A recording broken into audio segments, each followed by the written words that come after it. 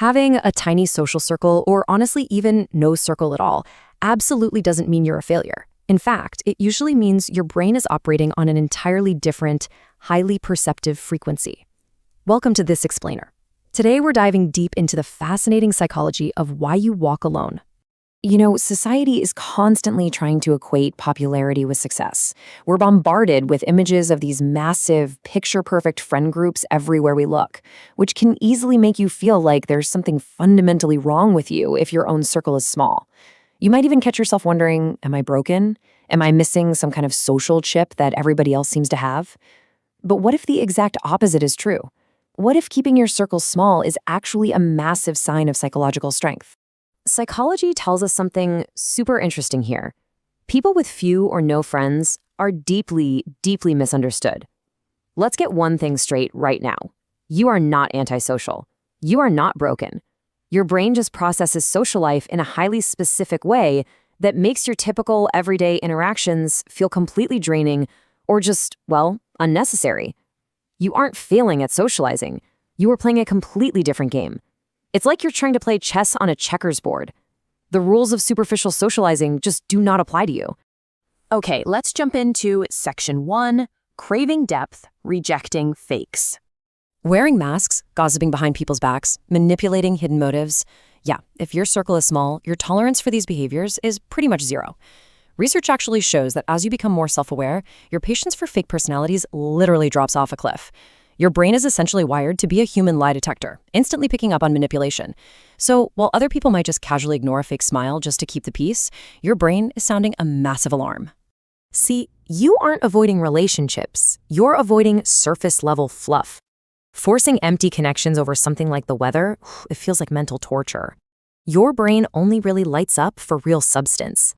Because of your deeper thinking patterns, you only want to connect over things that actually matter, like exploring big ideas, psychology, what drives people, and what makes life truly meaningful. If a topic has no depth, you're just not going to engage with it. It really comes down to this. You would literally rather be completely alone than sit through shallow conversations with someone who's performing instead of being real. You keep your circle incredibly small to protect your own peace, actively choosing to stay by yourself until you find something genuine.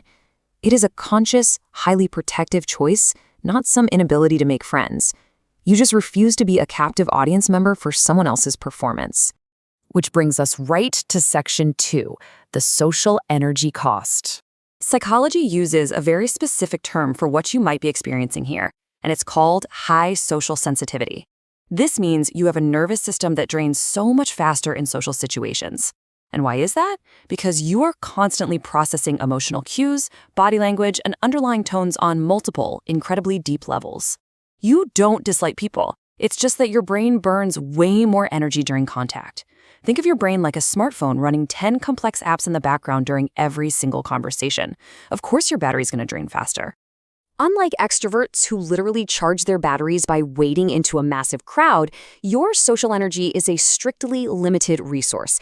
Every single conversation costs you something out of your energetic bank account. You have to budget your interactions because you are spending cognitive and emotional currency every single time you speak to someone. And because of that massive high energy expenditure, we arrive at an absolute necessity. Complete solitude is required to recover. Because you're picking up on so much information all at once and analyzing every interaction on multiple levels, your brain absolutely requires longer breaks of total, uninterrupted solitude to recharge. This isn't just a preference, folks. It's a biological imperative to reset your nervous system. So honestly, stop feeling guilty for needing a whole weekend entirely to yourself. Let's move on to Section 3, low social dependency. So what are you doing with all that alone time? Well, you likely experience what psychologists call low social dependency. This is this remarkable ability to feel good, entertain yourself, and solve complex problems without needing any external validation or a big circle of cheerleaders around you. You just don't rely on other people to tell you your worth, to keep you entertained, or to spark your own motivation.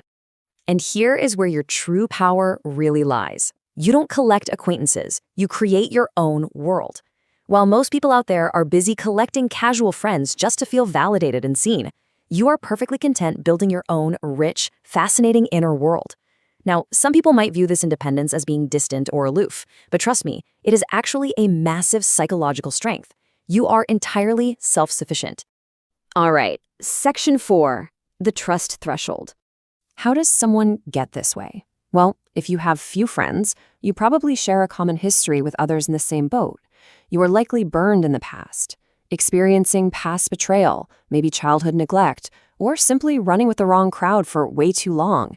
These painful experiences are deeply educational. They taught your brain to become highly protective and fiercely selective about who actually gets close to you. Once your trust is broken, you subconsciously build what psychologists call a trust threshold. Think of it as a psychological electric fence that new people absolutely must clear before they are allowed anywhere near your personal space. You literally think twice, maybe even 3 or 4 times, before letting anyone in. To clear this incredibly high bar, potential friends have to survive a pretty rigorous process. You aren't shutting the world out. You're just acting as a very strict bouncer for your own exclusive VIP list. Step 1, you observe them longer than most people would. Step 2, you test their authenticity to see if their actions actually match their words over time. And finally, Step 3, only after they pass those tests do you grant them access to your life. Let's wrap this up with Section 5, your richer inner world. Sharper intuition, deeper self-awareness, a richer inner world, and extremely high standards. Not having a massive social circle is not a deficit. Let me repeat that one more time for the people in the back. It is not a deficit. It means your mind is perfectly wired for profound awareness, sensitivity, and depth. You see things that others miss entirely. You feel things others just gloss over. These are the superpowers of someone who isn't afraid to stand on their own 2 feet. Sometimes the people with the strongest minds walk alone for a while. Your independence, your sky-high standards, and your absolute need for depth aren't flaws. They are definitive proof of a beautiful, fiercely strong mind. So the next time someone asks why you're so quiet or why you keep to yourself, ask yourself this: are you really missing out, or are you just protecting a brilliant world they haven't earned the right to visit yet? Thanks so much for joining me on this explainer, and I'll catch you next time.